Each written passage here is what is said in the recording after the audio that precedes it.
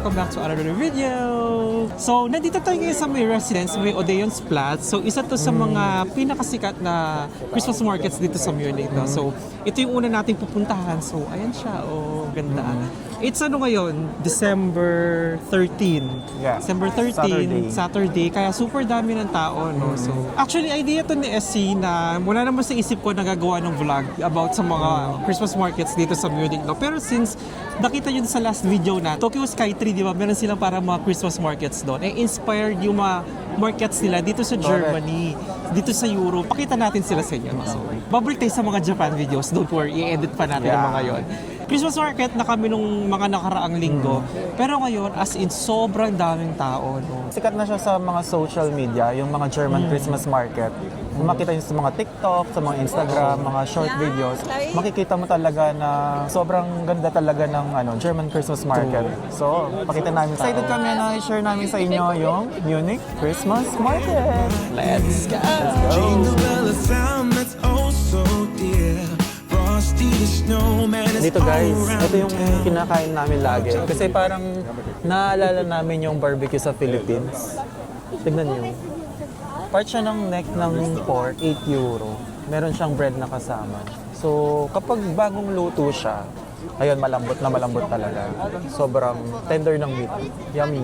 Favorite namin dito guys, kapag every year, lagi kami kumakain dyan. So, yung masarap yan, try nyo yan Yeah. guys. Pero magpapagutom muna tayo. True. Dito, ang dami ng mga Christmas decor. Handcrafted. Mahilig talaga sila sa mga liit-liit, no? Yung mga anik-anik, mga angel. Ang cute naman ng angel. Mga mahilig sa mga Christmas decors. Makakabili din kayo sa Munich Christmas Market. By the way guys, no, yung Munich kasi, located siya sa Bavarian region sa Germany. Eh, Bavaria kasi, it's a Catholic province or region sa Germany. Kaya kapag Christmas, buhay na buhay talaga yung tradition nila sa mga Christmas markets nila or sa mga Weihnachtsmarkt. Usually yan, kapag after work, lumalabas yung mga tao, tapos dito sila nagbi-meet up, kumakain, umiinom-inom, lalo na malamig. Diba? So, yung vibe dito, yung parang yung mga bahay-bahay sa mga bundok. Yung gano'n yung vibe na binibigay niyo. Yung sa mga Alps, di ba pag pakit tayo ng Alps, parang merong mga liit-liit na mga bahay. Yung mga kahoy na bahay, no? So yung mga traditional na tinitinda nila na bratwurst, spätzle. Yung bratwurst, yun yung mga sausage nila dito sa Germany, no? At syempre, at walang kamatay na glühwein. Para siyang mainit na red wine. Parang hinahaluan nila ng mga spices, no? Kasi nagiging matamis siya, eh. Oo. Parang hindi siyang siya- merong hint ng orange, Cinnamon, parang may cinnamon, mga ganon. Actually guys, yung Glühwein, hindi pare-pares yung lasa niya, no? Oo, merong parang matapang, merong Iba-iba parang yung fruity. True, depende sa nagtitinda kung ano yung timpla nila. But one thing is for sure, sa malamig na ganitong weather, sobrang masarap niyang inumin. True. Sobrang calming. Kaya gustong-gusto nila yan. Pero Mamaya, dahan-dahan lang kasi mukha siyang hindi nakakalasing sa una, pero pag nakarami ka na, ay Diyos ko. para talaga siyang red wine. Hindi ka na makakauwi. Oo. Meron pa rin siyang alcohol, no? Kahit na mainit siya, hindi nag-evaporate yung alcohol niya. Oo, mafe-feel. Tapos yung iba, no, malakas yung alcohol content nila. Yung iba, nasa sweeter side, yung iba, mapait yung lasa. So, depende nga sa timpla nila. Christmas balls. Parang isang bola, walang... Or, parang walang kamukha yung... Hindi magkakamukha. Handmade sila, no? Oo, handcrafted. So yun, palabas na tayo, no? Maliit lang kasi yung area na to sa may likod ng residence or sa side. Isang square lang siya, Oo. parang So, courtyard. umikot muna tayo, tapos tingin-tingin muna. At punta tayo sa next stop. Dito lang siya sa may Odeon's Platz din, malapit lang siya, tatawid lang kayo ng daan. Tapos guys, kung pupunta kayo dito, magdala kayo ng cash. Oo. Kasi hindi lahat ng stores tumatanggap ng cards. Correct. So yung iba, cash talaga sila. Cash So, basis. cash basis. Actually, yung kinakain namin dito sa mga Christmas markets, ulit-ulit lang din. Kung ano yung favorite namin, yun yung mga kinakain na namin every snowman year. is all around town. Watch out for reindeers are falling down. Dito na tayo sa yung... Waiting for Actually, nasa Odeon's Platz pa rin tayo. Pero, ibang Christmas market na siya, no? Yung parang medieval yung theme niya. Wala siyang masyadong design na pang Christmas. Kasi nga yung theme niya parang medieval. Ganun siya. Tapos may mga naka-costume din, mga guards. Ano yung mga guards? Soldier? Ngayon ko lang sila nakita na may mga ganyan Oo. pala dito. Let's go. So, check natin. Actually, yung famous dito, nung pumunta tayo dito last year, Yung parang Glühwein na umaapoy, no? Tinry namin yun last year. Oo. Sarap. Sarap. Pero medyo matapang yun yung pagkakaalala ko. No? Meron din sila mga ganito. Ano yan? Parang mga fur? Parang animal skin? Totoo sila. Ewan ko. Tapos mga Game of Thrones. Jon Snow. Winter is coming. Winter na. O, di ba? Pag medieval talaga siya. May pa weapons and armor sila. At binibenta nila, merong price. Ito yung ano guys, yung nagtitinda nung parang Glühwein na merong umaapoy. Pero since maaga pa, hindi pa tayo mag-Glühwein. Yeah, makalasing-lasing na naman tayo. True. Maya na yan. Kaya na siya. May lechon. May palitsyon si Mayor dito sa Christmas market, di ba? Ano kaya yan? Cebu lechon or Pampanga lechon? Pero hindi pa siya luto, no? Oo. Malakas makaano doon, no? Ano yung sa kay Elsa, yung Elendel? Arendel. Arendel? Arendel. Sounds like that. Tapos mga Arendel. Ano kaya to? Dito na niluluto yung salmon siguro. May mga tao talagang naka-costume na parang medieval yung feeling. Medieval.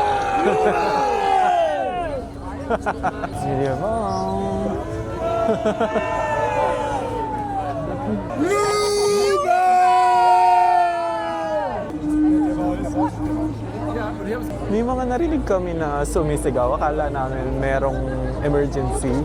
Ngayon pala may parang mga parade ng mga naka-medieval na costume, no? Nakakashock yung punch. Yung Ha? Akala ko na merong emergency na kailangan magpadaan. Ngayon pala may parade sila. Ang galing. Kaya pala napansin namin kanina, may mga naka-costume. So kala ko iilan lang. Marami sila. Nakaka-medieval yung vibe. So palabas na tayo ulit, no? Wala tayong nakain dito. Kasi ano rin, Masikip marami kasing rin yung area. tao. Oo. Very small lang yung area. Merry Christmas Day. So guys, from Adrian's Platz, naglakad lang tayo dito papuntang Marine Platz. Ito yung main na Christmas market dito sa Munich. Ayun yung Christmas tree. Mamaya, lapitan natin siya. Yeah. Try nating explore, no? Kasi may mga staples tayong binivisit. Yung mga tindahan. Tindahan? Ayun, no? Masarap yung mga ganito, yung mga sweets. Coated yung mga fruits, strawberry, banana, ng dark chocolate, white chocolate, tsaka ng milk chocolate. Meron ding ano, 7 euro. Mangga. Mangga tsaka strawberry. Ito yata yun. Ito yung gusto kong i-try. Waiting with me under the mistletoe while Santa's Einmal busy von saying ho, ho, ho. Käse und Sauerkraut. Feeling jolly Christmas. Ito yung nabili natin. Aussogme yung pangalan. Parang siyang yung dough na prito. Kasi meron siyang chili oil, meron siyang cheese, tsaka parang siyang merong cream.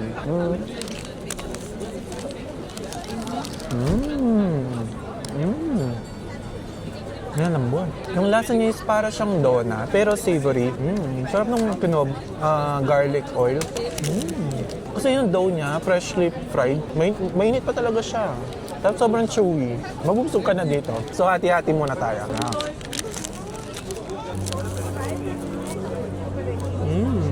Ang sarap. For 10 euro, masyado na siyang marami, no? To share na siya. Pero yung iba isa-isa yung kinukuha nila, no? Kami to share. Ang sarap, no? Sarap niya. By the way, guys, sa Germany, no, maraming Christmas markets. Nung sa Hamburg pa ako naalala ko, nasa harap siya ng town hall. Ang ganda rin yung sa Hamburg kasi merong Santa Claus na bumababa. Ang ganda. Yung Nürnberg maganda din. A must visit din na Christmas market. Friendly Nürnberg. face, and later we warm up by the fireplace. Tapos nandito lang yung main Christmas market sa harap niya. Tapos ayun si Christmas tree. Tradition nila dito yan, no? Na every year maglalagay talaga sila ng malaking totoong Christmas tree. Tapos lalagyan nila ng Christmas lights. Totoo siya. Wow. Taas niyan. Oo, grabe. Ang ganda. Galing. Tapos yan, every year ganyan din yung lights niya. Ano lang siya, steady, hindi nagbi-blink. Correct. Yan. Ganda. Galing. Diba? Perfect yung place kasi nga na city center type. Oo, The nasa- heart of Munich, Marienplatz. Ganda, no? I mean, sa atin, di ba, kakauwi lang natin ng Pinas, no? Ibang-iba yung vibe ng Christmas sa atin, di ba? Pero dito sa Europe, lalo na dito sa Germany, specifically sa Bayern, sa Munich, no? Since Catholic yung region na to, no? Correct. Iba naman yung tradition din nila ng Christmas, di ba? So, yun, nakakatuwa na iba't ibang perspective ng Christmas celebrations yung nakikita natin. Tapos, by the way, dito sa Germany, guys, sa atin kasi ang Christmas natin, usually December 24, 25, di ba? Dito baliktad, 25 at saka 26. So, yun yung Christmas celebrations nila. Yung 24 sa kanila, hindi masyadong pansin. Usually 25 and 26 yung sineselebrate on nila. the frozen lake, saying hi to every friendly face. And later we warm up by the fire. Nagkataon na pare-pareho tayo ng balak on Saturday night. Padami yung mga tao, no? Mabagal na yung paglalakad natin. 4:30 p.m. na, guys. Or 4:30 p.m. pa lang, pero madilim Feels na. like 9 p.m. Oo, parang ito na yung nagpapanik na ako, kailangan ko na umuwi. Sa isang introvert na homebody. Di ba? Puntahan natin yung favorite namin, guys. Pakita namin sa inyo. Every year, kinakainan namin yun. Or bumibili kami doon. From house to house to wish us all a Merry Christmas. I'm a zero fries with ketchup dito. So, yung in-order natin guys is Schwebelfleisch. Bali, para siyang neck part ng baboy. Para siyang nag-grill together nung onion. Yung choice nyo kung ketchup ba or mustard. Alam namin na nandito rin yung place niya. Hindi nagbabago. Nandito malapit sa Galleria Kaufhof. Try na natin.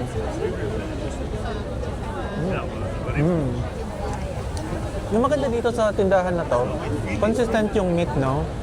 Kasi sa mga iba naming na-try yung meat nila, ang dry. Dito sobrang tender ng meat, tapos sobrang juicy. Kita mo yung oil, oh. Sarap.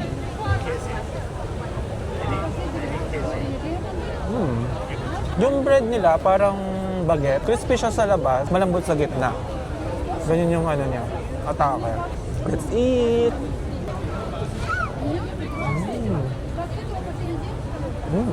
So guys, this is my favorite. Ang sarap.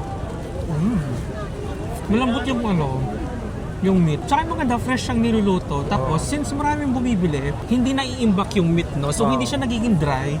So, pagkaluto, ayun, no? Si ate, pagkaluto, nabibigay siya kaagad, no? Hindi ka mukha sa ibang tindahan na naiimbak kasi sila, eh. So, pagkabigay sa'yo, hindi na siya ganun ka-fresh. Dito, mabilis yung turnover. Kaya ang fresh. Tapos yung laman nila, yung meat mismo, hindi siya puro laman. Meron siyang konting taba, meron siyang konting litid, no? Kaya, sarap. Best part. Yum. Tapos yung onions niya, caramelized na siya. So, ang tamis, ang sarap. Perfect combination. Price is 8 euro. Yummy! Bali niluto siya sa malaking kawa. No? Hindi siya yung parang charcoal na grill. Mukhang pan-fried, ganun yung style niya. Naluto siya together with the onion. Namoy mo dito. Actually, kapag mapapadaan ka, talagang mapapapila ka kasi amoy na amoy mo na yung yung aroma niya. Ay, tapos guys, kwento ko na rin pala, no? Kung nanonood kayo kay JM Banquisio, no? Kay Sir JM, pumunta siya dito sa Munich. Tagal na namin siyang fina-follow. 2022 pa Boracay Days. Nakita ko sa Instagram, nag-post siya. Nasa Munich siya. Tapos si SC, minessage niya. Tapos yun, nag-reply siya. Minute namin siya, di ba? Kung napanood yun yung video niya, yun, nandun din kami. Tapos super bait niya as in. Napaka-humble. Once again, thank you, Sir JM. Yes, Sir JM. Thank you for meeting Pinaunlakan us. niyo po ang aming message. Sayang. Ang bait. Super bait niya. Tapos yun, sinabi ko sa kanya, nag-vlog din ako. Hindi ko kasi daling cam ko. Tapos sabi, ay sige, mag-hi tayo sa vlog mo. Tapos yun, nilabas ko na lang yung phone ko. Doon na siya nag-message. Hi guys! This is SC. And guess what? Yung OG na sinusubaybayan natin, si Sir JM. Hello! Nasa Munich. Grabe. Subscribe kayo kina DCNSC fam. Thank you po. Thank you. Oo, sobrang bait nila. Yeah, very surreal na nandito sa Munich si Sir JM. Grabe. What are the odds na magkikita tayo diba? dito? After Japan niya, dito kami nakita. Oo. Nasa Japan din pala sila. True. So, Watch yun. nyo na lang yung vlogs. I-edit pa daw nila. 19 videos. na hindi pa na-edit. True. 1 month ago pa yun. Oo. Nice to meet you guys. Thank you. Bye-bye. Thank you, sir. Thank you, ha. First week ng December yun eh. Sobrang surreal ng pakiramdam na makita mo siya. Yung pakiramdam na para siyang pamilya sa'yo. Oo, kasi nga matagal Alam mo na natin yung siya mga storya nila. pinapanood. Kwento lang tayo all the way. No? Walang adjustment period. True.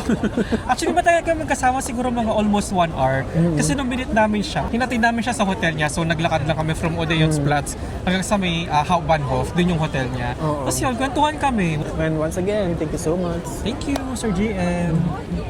Parang na dumami yata yung nakain mo nung sa kwento natin, ha?